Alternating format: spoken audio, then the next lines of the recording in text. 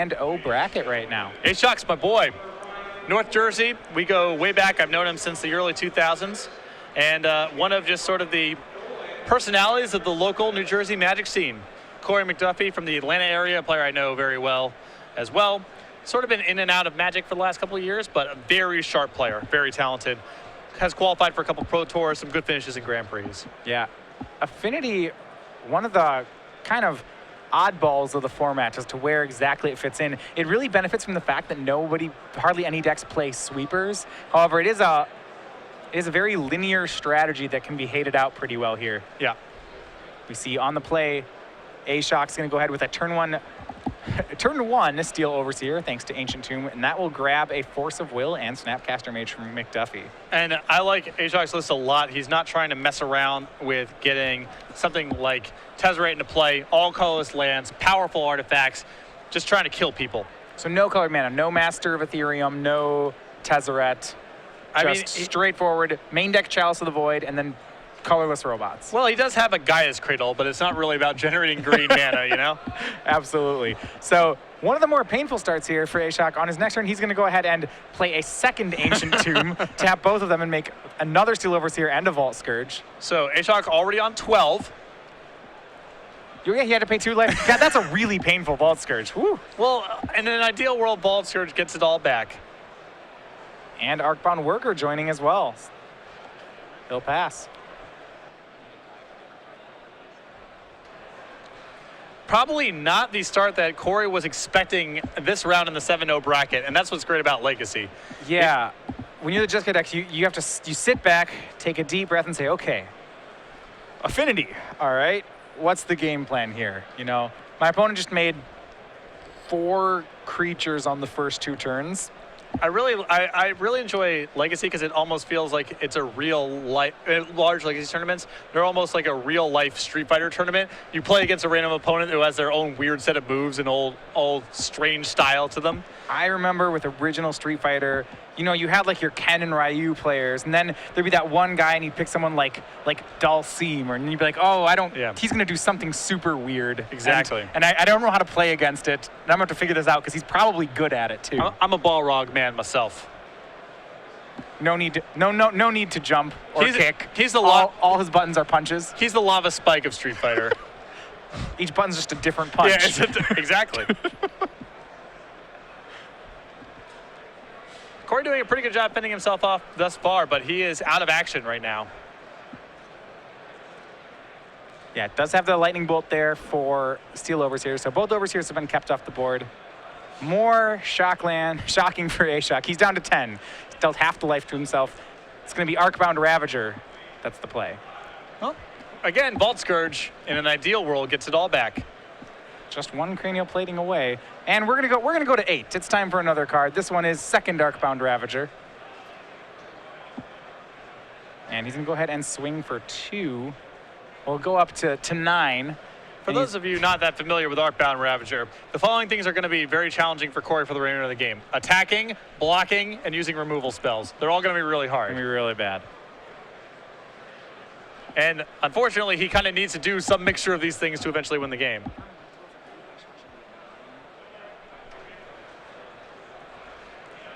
And the last card in Ashok's hand, and this one's a pretty good one if he can get it to resolve. In fact, it's really hard to deal with. It's a copy of Etched Champion. Yeah, good luck. It's original True Name Nemesis. Yeah. And this one, Ashok can also throw counters onto also with those Arcbound Ravagers if he needs to. And Brainstorm from Korey McDuffie, a little bit of occupational hazard here. You see those main deck Red Elemental Blasts, one of them showing up in his hand. That's hopefully shuffle those guys away. And it's tough with Korey flooding out here a little bit. He needs to draw. The spells he draws have to matter. And having to keep extra lands in his hand and shuffle away a Red Elemental Blast is a disaster. Yeah, he does have a Swords to Plowshares in his hand. That's his only removal spell right now, so he needs to be pretty aware of when he wants to play that. It's a pretty high commodity. Ashok swinging. It's just an army of 1/1s right now, and it looks like he's swinging for 4. Gonna want an extra point of damage here. So he sacks Arcbound Worker, And if you know this between Ravager, it gets a 1/1 counter because the Ravager ate it, and the modular ability from Arcbound Worker will throw a counter onto Vault Scourge. And even with Korey having Swords of Plowshares in his hand, this is still pretty rough. I mean, he can plow the Vault Scourge, but then that just gets sacked to move over to the Ravager. Yeah.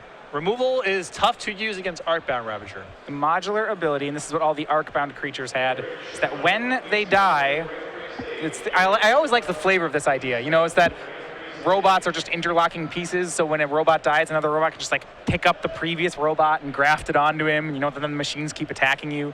But no, when one of these Arcbound guys dies, all of his counters go to a different robot. So you have to kill them all, which is going to be hard here. There's the one Swords to Plowshares from Korey.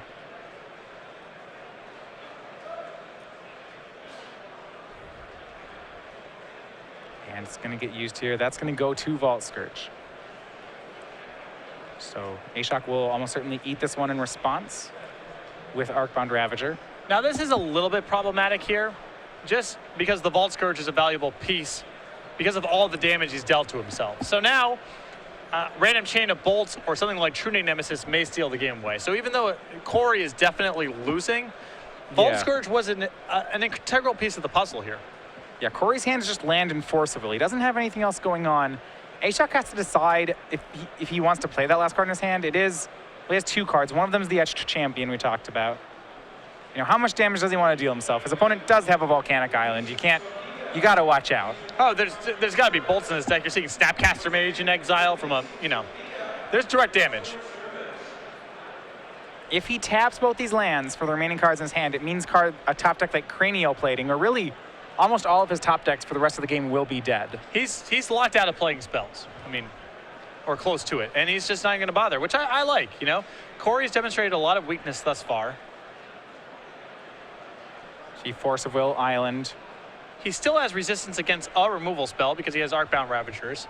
Yeah. So don't take any needless risk. I think that he should only be advancing his board for something that's going to knock Korey out of the game. And here's the Island, and it's Jace the Mind Sculptor for Korey. That will buy him some time.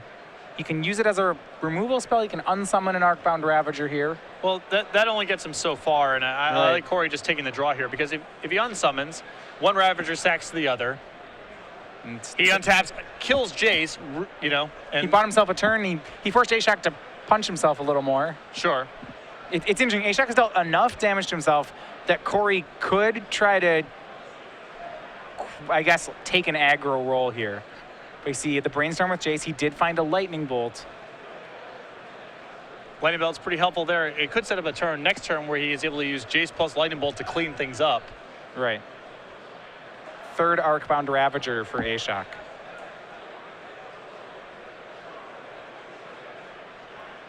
Affinity, it was interesting. There was, I remember, an article written by a lot of the pro community before talking about decks and kind of rating how hard they were to play. And one of the things, if you remember, if you got a chance to read this, Affinity was actually rated as one of the toughest decks in Magic to play optimally. It's tough. I mean, there's a million permutations for your turns. There's so many ways to navigate this. I mean, these Arcbound Ravagers, the Arcbound Worker plus the Vault Scourge, it's a very hard deck to play.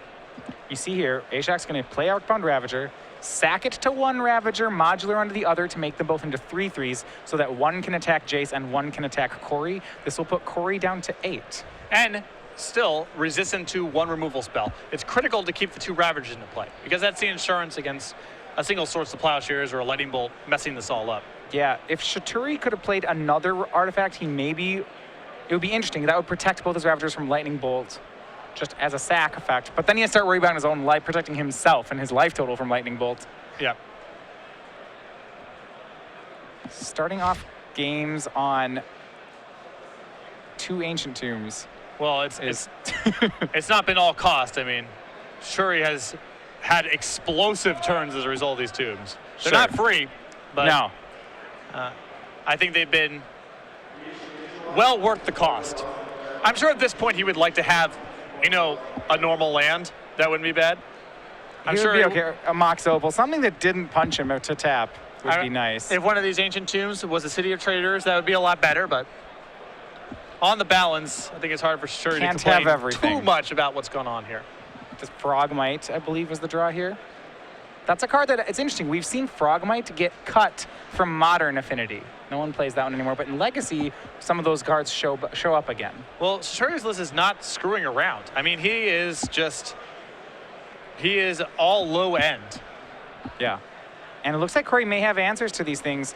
It's going to be Vendilion Click flashed into play. So if everything goes according to plan, Korey can block a Ravager and bolt the other Ravager. And this is the cost of these ancient tombs. If Chitturi was able to put one of these creatures into play before combat, everything's fine. But now, Korey's been able to navigate the game into such a place where his click plus his lightning bolt will be able to clean up the board, and Chitturi has to just cast stuff after the fact anyway. He can't just say go. He's got to do something. Yeah, I mean, Chitturi, you said, could have dropped these cards pre-combat, but then Korey would have bolted his face and won. Yeah, no, he's kind of squeezed in both directions. I mean, quite literally, Chitturi has started this game with his own personal mana barbs. Yeah. Every mana he's made has cost him a point of life.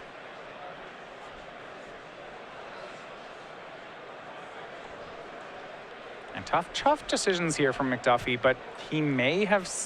It looks like he's stabilized on the surface. Well, the tough thing here is if he's going to use the bolt to clean up this Ravager, then the Vault Scourge becomes an issue post-combat. Right, which is why he took Vault Scourge with Vendilion Click. The dream here for Korey, so if he blocks, if Ashok goes to try to make either of the Ravagers into a 6/6 or a 7/7 in response to the block before damage, then Korey's got him. Yeah, Chitturi's been so careful about trying not to advance his board too much, to try to be mindful of removal spells. I imagine he's just going to let the trades happen because he doesn't need to preempt this. He can just let this resolve. If Korey doesn't have a lightning bolt, then well, you still get to move the counter, the counters onto the Ravager after the fact. Right, they trade. He's going to attempt to modular, and then here comes the other lightning bolt. So Chitturi predictably did not get too greedy here, was willing to just play it straight up. He could have done an insurance policy had he played another artifact creature pre-combat, just one, mind you, not two. All of these counters, or at least half of them, this second Ravager worth of counters, could have gone onto that third artifact creature. And it would have made the lightning bolt a lot harder to use because he would have had 2 3/3s in play with it, a thing he could sacrifice as insurance. But Chitturi's playing around a million different things right now. He has to worry about getting killed out of nowhere. But I mean, Bolt, Snapcaster Bolt, for example, had he gone with the line I said there, would kill him. Yes. But now his hand's forced. I mean, he can't say go here and wait for a land that doesn't deal damage. And you can see the pain in his face here. He knows that there's risks here, but I just don't think he can say go. He's got to try to cast something. If Korey has more lightning bolts, you're going to lose. Maybe you just go to 3 and, suck it up. You cringe a bit, you go to 3, and you ask him to show you the lightning bolt. Based on how Korey played the game pre-Jace the Mind Sculptor, he probably doesn't have a lightning bolt. And not an ideal follow-up. It's just Etched Champion, and he paid 4 life for that. It's not metal crafted. And second Jace from Korey should seal this. Well, not seal it, but he's going to need some mana. He needs Ancient Tomb, City of Traders, something that can generate mana without dealing all this damage. Draw was Chalice of the Void, no help there. Ashok has taken 17 from his own lands. 18 actually, gained 1 of it back. Yep. And it looks like that may cost him the game. I think it's 16, 2 from a Vault Scourge.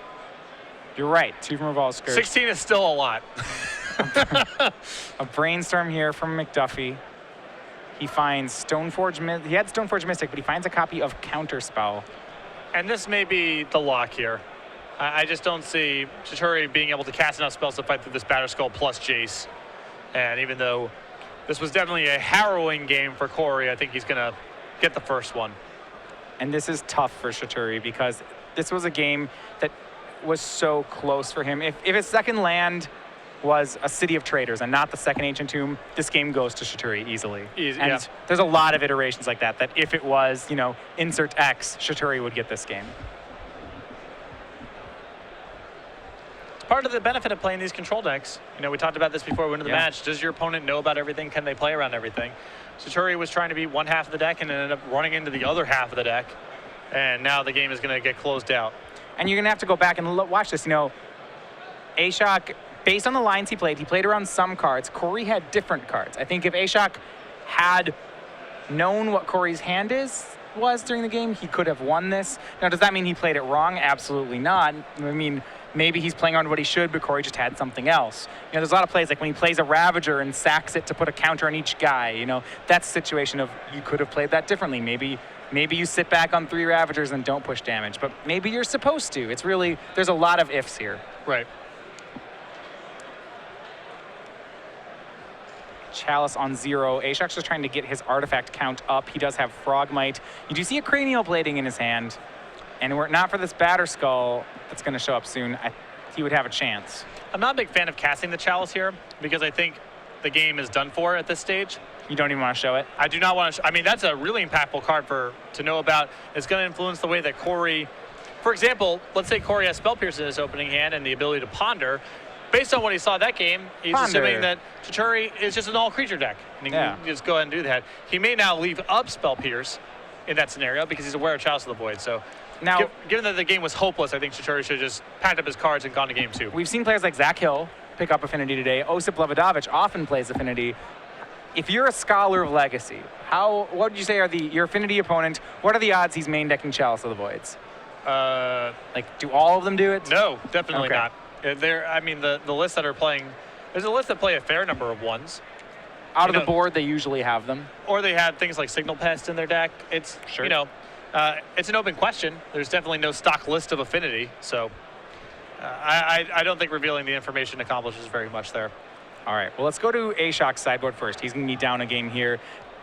This is a matchup, at least on the surface to me, looks like a pretty good matchup for the Affinity player. I think so too. I think Chitturi kind of caught the bad end of it there in a couple places, but I think overall the matchup is fine for him. He's got 3 Grafdigger's Cage, 3 Umezawa's Jitte, 2 copies of Thorn of Amethyst, 2 Manriki Gisari, 2 Phyrexian Revoker, an Edge Champion, a Karakas, and a 2. Yeah, this last card, this is a card I have not seen yet, but it's from Khans of Tarkir. Okay, with Tomb of the Spirit Dragon. Tomb of the Spirit Dragon. So I did not think I'd be seeing this card in Legacy, but it makes a lot of sense. It probably shores up some burn matchups. Yeah, this is the colorless uncommon, I believe, from Khans of Tarkir that lets you tap it and gain life equal to the number of colorless creatures you control. Busted. Yeah. Normally, it works well with morphs and Khans of Tarkir, but also is okay with robots. This is hilarious. Is this card good against burn? Actually, right? If you're playing burn and I play this, are you concerned? A little bit, but if your board built up with creatures, I'm probably losing anyway. Yeah, if I have one of those turns where I just throw a bunch of Ornithopters and Memnites in play and a Signal Pest, that's already pretty bad for burn. Pretty much. I mean, it is. In the matchup, burn has to be the control deck. They had to kind of lean on Lavamancers and Searing Effects and Smash the Smithereens. So I'm not happy if my opponent draws one, but I feel like I'm probably not losing to it very often. If I'm losing, it's to other things. So in this matchup, I like going to the Manriki Gisaris and the Phyrexian Revokers, things that help him fight the battle over equipment. If he's able to keep Batterskull and Jitte off the table, I think he's able to win toe-to-toe. But the equipment cheats a lot. So the things that help him there, that's what I would board in. All right, Korey's sideboard. Unlike when you see Modern, where players have a pretty healthy sideboard for Affinity, Korey's sideboard's pretty light. There's no cards like, you know, an Ancient Grudge, Creeping Corrosion, Shatterstorm. He does have 1 Wear Tear. It's going to be great. It blows up an artifact. Outside of that, he has sweepers, and they're pretty important here. He has 2 copies of Supreme Verdict in his sideboard and 2 copies of Pyroclasm. I expect to see all of these get boarded in. Sweepers are traditionally pretty effective against Affinity. Absolutely. Pyroclasm is the type of card where it's going to be very good some percentage of the time, though Artbound Ravager makes it way less effective. But Supreme Verdict is going to be effective all the time, but much slower. So they both come with their liabilities, but they're both big upgrades for Korey in the matchup. Yeah. And in the different builds of Affinity here, I want to talk about just kind of the different things we've seen. We saw Zach Hill play a very big spell-oriented deck of Affinity, where he had cards like Master of Ethereum, like Tezzeret, and a lot of enablers to get those guys out get them out early and have these, maximize cards like Tezzeret. Ashok's deck is just aggro. This is almost like the Tempered Steel side, side of it where we're playing Frogmites, we're playing Ornithopters, we're playing Memnites. We're going to throw cranial plating on them. Yeah, this is the type of affinity list that I like. I think that the deck often struggles because it's a little polarized. You know, you have all these little early beaters alongside a 4-mana spell. It makes your colored mana situation pretty rough.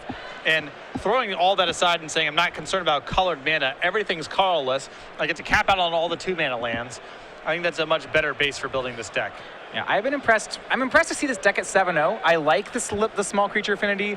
However, I would have thought with players gunning for Blue-Red Delver and playing cards like Electrickery in their decks, that would have been collateral damage for the affinity player, but Ashok showing us otherwise. Well, he's got those decks got one Electrickery in their sideboard. Okay, it's just the one. You know, if they got it, great. You know, but it's gonna get you. But what, okay.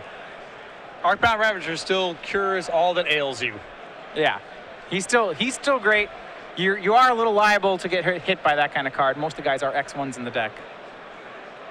On to game 2. Ashok's keeping on 7. McDuffie as well. We're going to be underway here. McDuffie more prepared this time, you'd think. City of Traders into Steel Overseer once again. Ashok Chitturi starting off on that turn 1 Steel Overseer, and once again he'll get a Force of Will. Yeah, very important for Korey to keep his head above water at all costs, because once the game gets away from him, he's leaning exclusively on his sweepers to catch back up, and Steel Overseer does not give you that much time. And the post Force of Will Ornithopter. Good, powerful put down. follow-up. Yep. Well, I can't have the Overseer, but I can get this guy down. I like that aspect of Affinity where you're just playing Ornithopter. And Vault Scourge will join Ornithopter.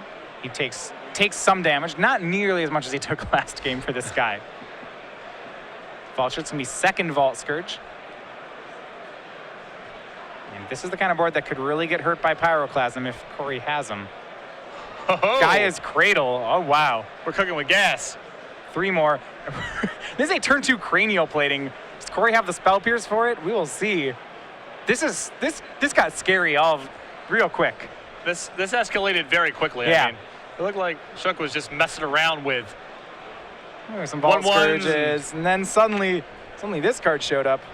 Cranial plating, at least in Modern, it is clearly the best card in Affinity. It's probably still true in Legacy. It's this and Ravager. I mean, yeah. Those are the straws that stir the drink. The rest of it is just window dressing. Those are the cards. It's plating, Ravager, and friends, and support staff. A stack of Ornithopters. A bunch of people answering the phones, and then. Yep. Frogmite played from Ashok. Cranial plating equipped. That's for 5. This is what you have to love about Affinity. He started this turn with 1 Ornithopter in play, and now it's a 5/2 flyer. And where did all this come from?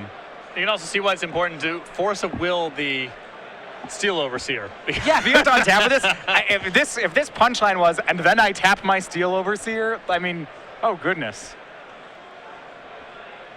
And this is a game where Stoneforge Mystic is not fast enough. No, not at all. Korey actually had a really good brainstorm there. He found a Lightning Bolt and a Swords to Plowshares. Now, because his land was an island turn 1, he's not going to be able to get both of those off. Yeah, is there a copy of... There is one Plateau in his list. Yeah, but he can't do them both this turn. Oh, yeah. No, not this turn. Because Island won't cast either. But you're right, he may get Plateau here. Flooded Strand cracked. Korey's life points going quickly. He can use these removal spells to fog the cranial plating. Ashok does not have double black, so he's not going to be able to move it at instant speed. But Korey gets the Plateau, and he's going to go for Stoneforge Mystic, actually. Well, if he can put Batterskull into play alongside a removal spell, that might be enough. But he's taking a lot of damage in the air right now, which is a big problem.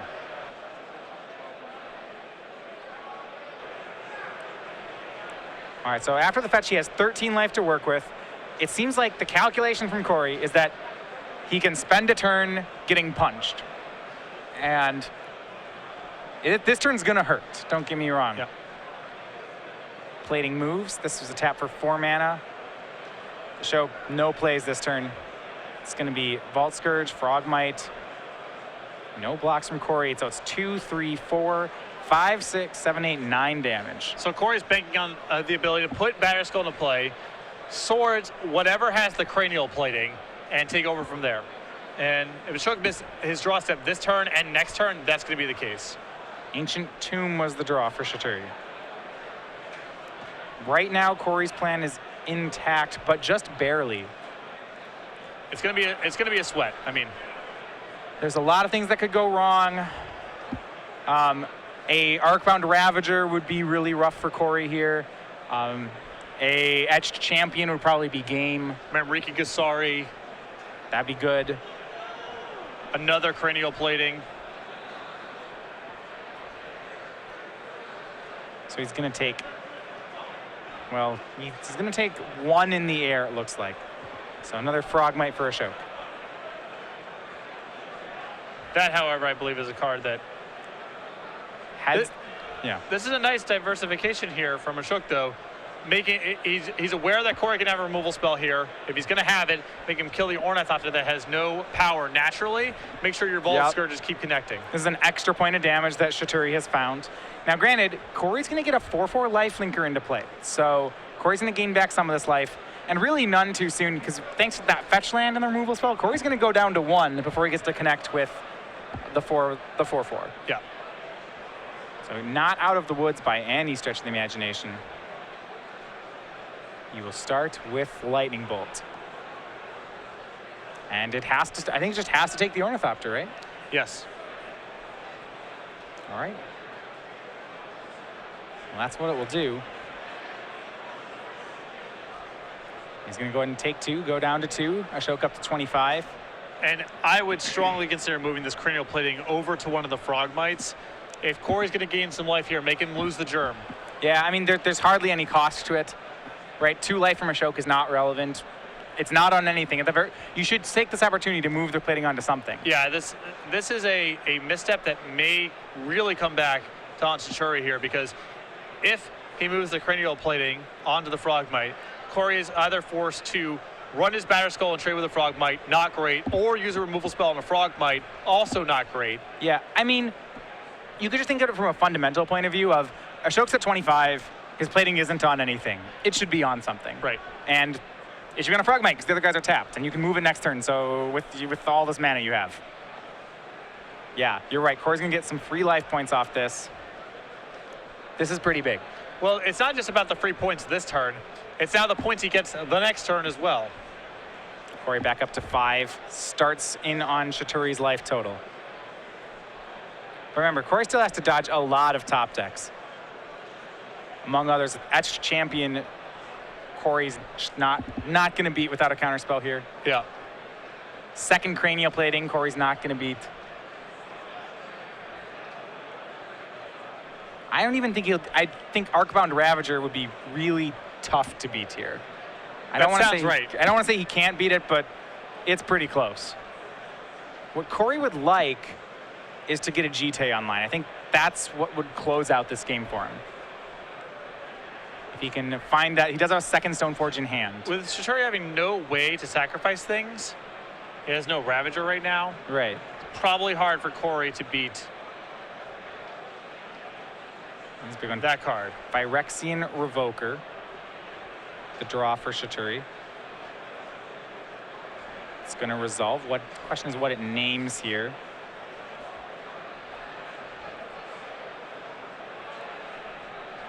I don't mind naming Batter Skull, because if you're planning on trading, sure, name the Batter Skull. Jace the Mind Sculptor was the name. Also a fine name, because I don't think Ashok can beat it from here. Yeah, there's something to be said for taking away the card draw from Korey. Because right now, Korey got to answer 2 flyers, which he's not doing at the moment. Well, we don't know. He has 1 Swords. He has a Dig Through Time with the Swords 2. I'm not sure how many are in his graveyard, whether or not we're at the point where we can cast Dig Through Time, but it's getting close. Yeah.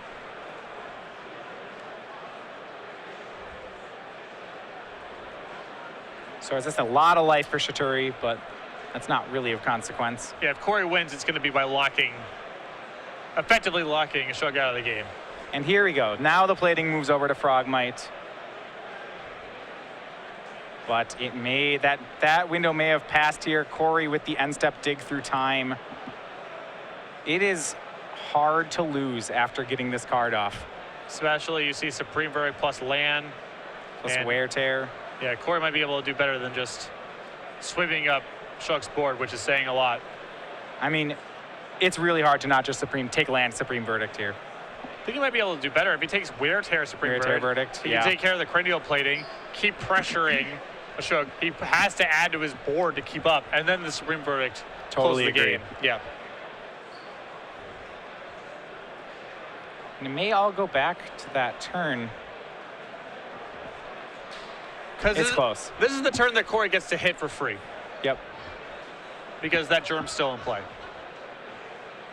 So he hits, he trades the germ away, and then he'll have no qualms about sweeping a board. Yeah. And one thing about Affinity is it's not a very good deck at reloading. Some of the builds, I think that the Thoughtcast Tezzeret style builds can do it, but the kind that Ashok's playing doesn't have a good second plan. He really doesn't have much of a follow-up at all. I mean, he's got cards like Seal Overseer and Arcbound Ravager, which can kind of rebuild things, but those cards are really predicated on having a board already going, so. Draw for the turn. He does have the fourth land. He has Force of Will, blue card, Supreme Verdict in hand. And it seems like Korey is going to stabilize.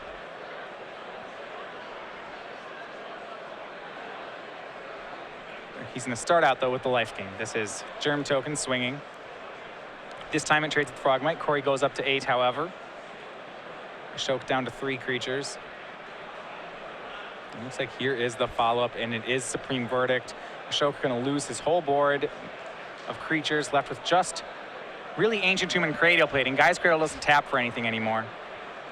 And now, we've seen this spot before of Affinity, where they have a lot of Ornithopter, Meb Knight, Signal Past. Not great draw steps against a blue control deck. Drew something he couldn't cast. And now Korey goes to work. He has a second Stoneforge here, so he's going to get the GT Stoneforge interaction online real quick.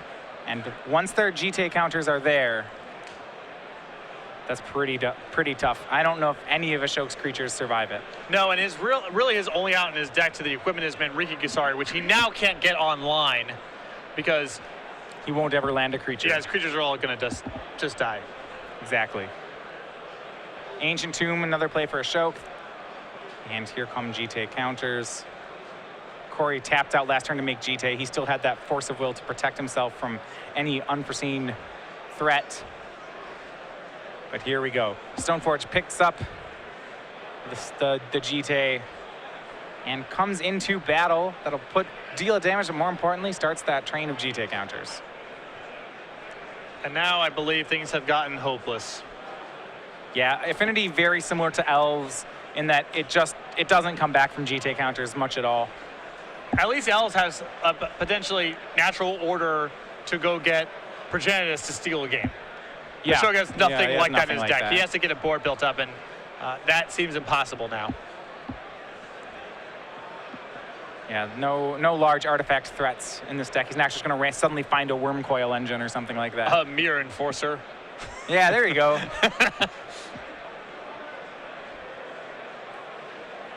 That guy wouldn't even be big enough. You have to go bigger. You have to start getting like Darksteel Colossus. Let's go real big. What was it? He could. There was back when Affinity was a block deck. Was it Furnace Dragon? That was the big threat, right? Yeah. Because he's great in the mirror. You'd ramp into him and he'd eat everything. No. Another swing by Korey just ups the GT to 4 counters. Ashok continues to draw cards, but they're all X1s. You see Signal Pest in his hand. Darksteel Citadel now played. Vendilion Click end turn from Korey. He's going to go ahead and take a look at Ashok's hand. It is a Signal Pest and a Contested War Zone. Part of just the overall aggressive philosophy of Ashok's deck. Yeah. Don't see Contested War Zone very often, but his deck is very good at maximizing it. Yeah, that was a card that wasn't even really played in, it's not played in Modern Affinity. It hasn't seen played in too many of the lists. It's actually a pretty interesting land, I would say. Yeah, no, it's a weirdo. Yeah. Saw a little bit of Standard play, a little bit of Affinity play in Modern. Even in the most aggressive decks want to have a plan B. Contested War Zone, your opponent can actually steal your land. So even in the really aggressive decks in Standard, eventually this card stopped seeing play because when things go wrong, they go really wrong for contested Warzone decks. Suddenly they start taking your mana. It's really bad. Yeah. But if you just are all about that first assault, contested Warzone's a really good weapon.